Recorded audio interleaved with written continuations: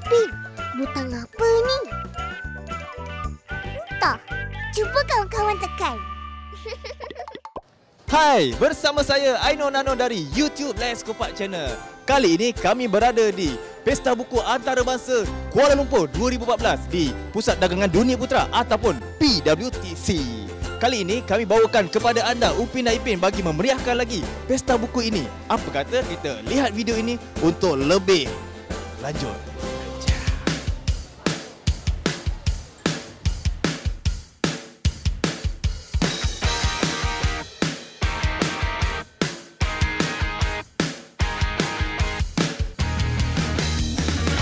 Kenapa minat dengan Upin Ipin tu?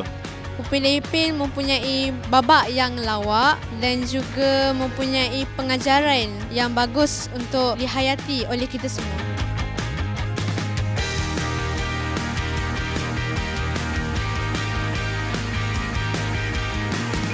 Oh, Upin Ipin tu memang best lah sebab ada banyak babak lucu. Lepas tu dia pun selalu tunjuk macam cerita kat kampung. So macam okey, budak bandar pun ni lah tahu macam mana kehidupan orang. Bila akak tengok cerita Upin Ipin tu, apa pendapat akak? Bagus sebab dia ajar budak-budak cara yang betul lah untuk apa kita punya kehidupan seharian.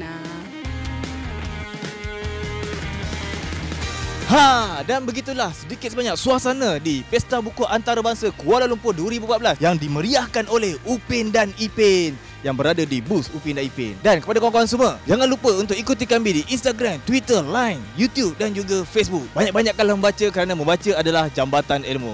Sehingga kita berjumpa lagi. Bye-bye. Jangan lupa untuk subscribe Let's Kopak Channel. Betul? Betul.